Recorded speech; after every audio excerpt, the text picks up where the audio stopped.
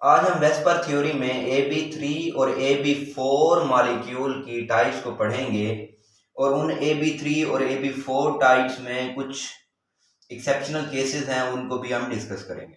अगर हम Ab3 type की बात करें तो जो ग्रुप 13 के मेंबर हैं वो Ab3 मॉलिक्यूल बनाते हैं।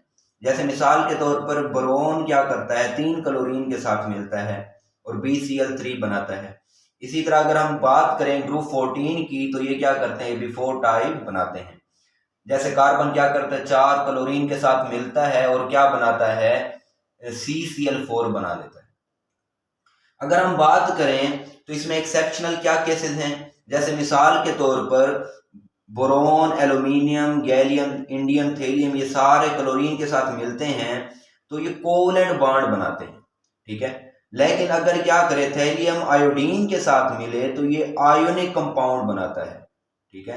यहाँ ये कोवलेंट कंपाउंड बनते हैं ये सारे, लेकिन आयोडीन के साथ ये क्या बना रहा है, आयोनिक कंपाउंड बना रहा है।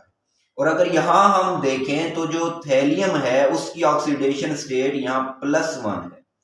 अब होनी तो चाहिए कि +3 होनी चाहिए, क्योंकि इनके आखिरी ग्रुप जो ये सारे के सारे मेंबर्स हैं इनके आखिरी जो शेल है उनमें 3 इलेक्ट्रॉन मौजूद है। तो होना तो ये चाहिए कि वो क्या हों, +3 ऑक्सीडेशन स्टेट शो करें, लेकिन वो क्या कर रहा है, +1 ऑक्सीडेशन स्टेट शो कर रहा है। तो उसकी रीजन क्या है, उसकी रीजन है inert pair effect. Inert pair effect की वजह से वो +1 ऑक्सीडेशन स्टेट शो करता है।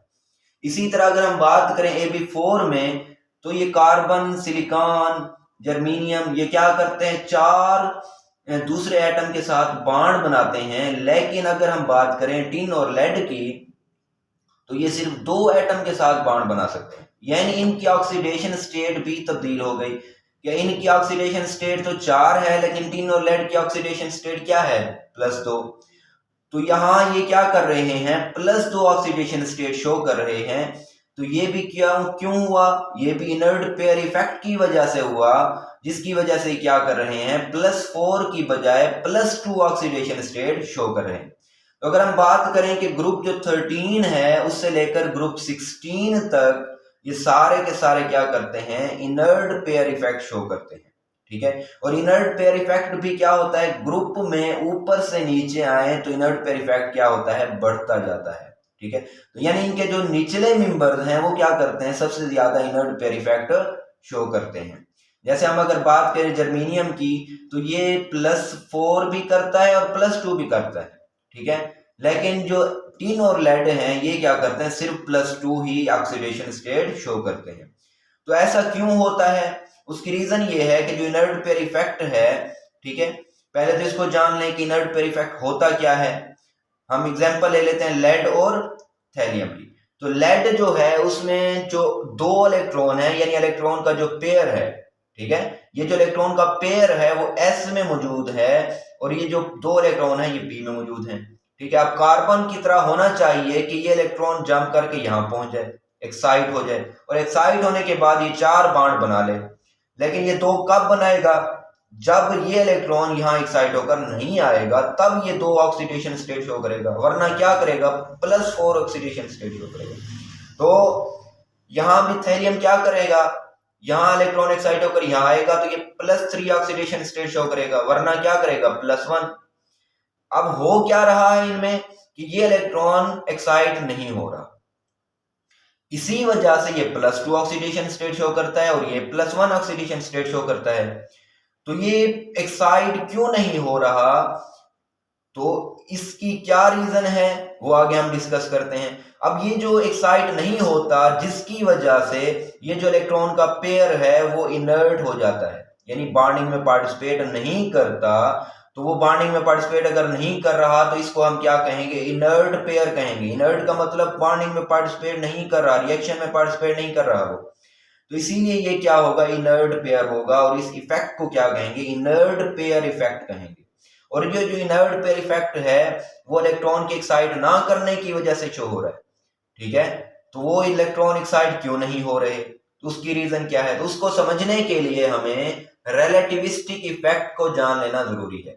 तो ये जो रिलेटिविस्टिक इफेक्ट है उसके लिए एक फार्मूला है, m = m0 और √1 माइनस वी स्क्वायर और सी स्क्वायर।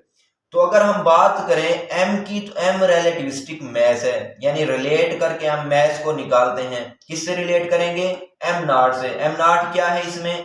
m नॉट है mass of electron at rest, यानी रेस्ट पर जब इलेक्ट्रॉन होगा तो उस वक्त जो उसका मैस होगा वो m नॉट होगा, ठीक है। लेकिन जब वो मूव कर रहा होगा, मोशन में होगा, तो उसका जो मैस होगा वो रिलेटिविस्टिक मैस होगा।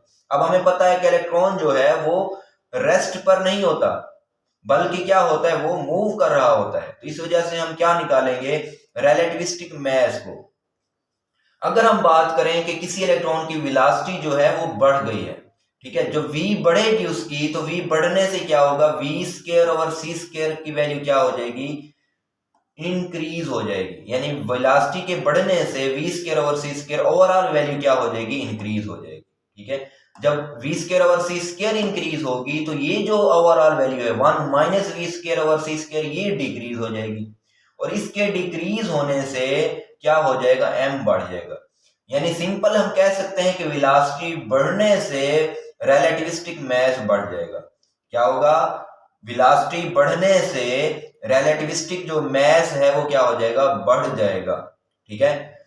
अच्छा, इसको और देख लेते हैं। हमारे पास क्या है? एक फार्मूला है वेलोसिटी का, ठीक है। तो यहां देख रहे हैं कि वेलोसिटी कब बढ़ेगी। अब हमने कहा कि वेलोसिटी बढ़ जाएगी, लेकिन कब बढ़ेगी? जब z बढ़ेगा, ठीक है। z बढ़ने से क्या होगा? वेलोसिटी बढ़ेगी। z क्या है?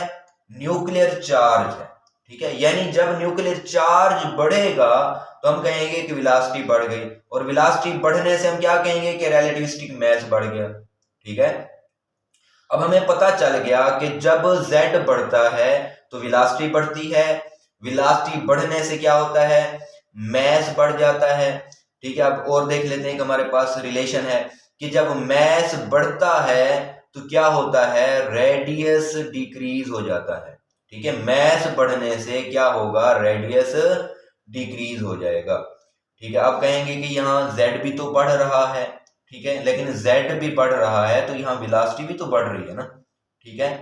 तो यहाँ दो चीजों का देखें डिवाइड किया गया, मैस भी बढ़ेगा, वेलोसिटी भी बढ़ेगी। तो यहाँ सिर्फ क्या है? z बढ़ रहा है, तो ओवरऑल वैल्यू इनकी ज्यादा होगी।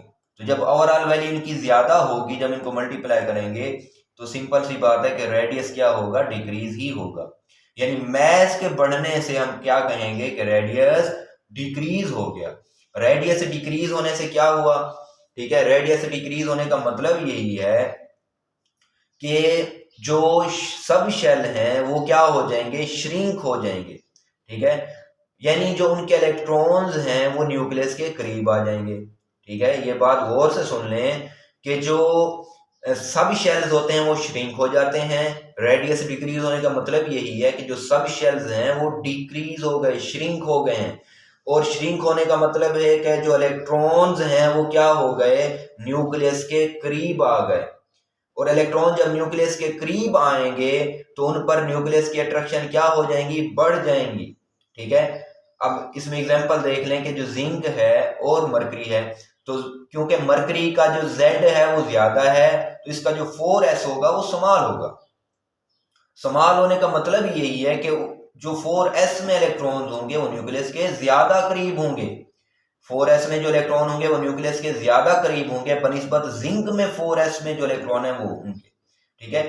जो अगर न्यूक्लियस के जो ज्यादा करीब है उन पर इलेक्ट्रॉन की अट्रैक्शन भी ज्यादा लग रही होंगी, यानी जो मरकरी के 4s में इलेक्ट्रॉन है उन पर न्यूक्लियस की अट्रैक्शन ज्यादा है बनिस्बत किसके? जो जिंक में 4s में मौजूद इलेक्ट्रॉन से, ठीक है।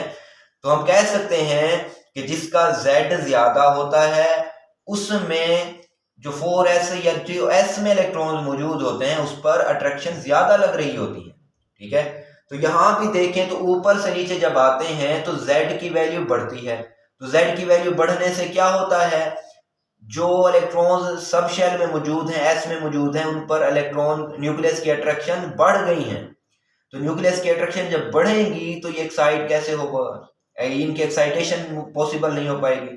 तो जब इनकी एक्साइटेशन पॉसिबल नहीं हो पाएगी तो ये क्या होंगे? एज इट रहेंगे और इनर्ट पेयर इफेक्ट इससे जनरेट हो गए, यानी ये पार्टिसिपेट नहीं करेंगे बॉन्डिंग में, और बॉन्डिंग में पार्टिसिपेट नहीं करेंगे तो इसको हम कहेंगे कि इनर्ट पेयर है, और इस इफेक्ट को क्या कहेंगे? इनर्ट पेयर इफेक्ट कहेंगे। तो यहाँ भी वही है कि यहाँ भी क्योंकि जो एस सब शेल है वो श्रिंक हो गया, श्रिंक होने से क्या हुआ, न्यूक्लियस की अट्रैक्शन बढ़ गई इन इलेक्ट्रॉन पर, तो इलेक्ट्रॉन एक्साइड नहीं होगा तो ये एज इट पेयर की सूरत में मौजूद रहेगा, और इस पेयर को क्या कहेंगे, इनर्ट पेयर कहेंगे, और इनर्ट पेयर की वजह से जो इफेक्ट पैदा हुआ वो इनर्ट पेयर इफेक्ट कहलाएगा।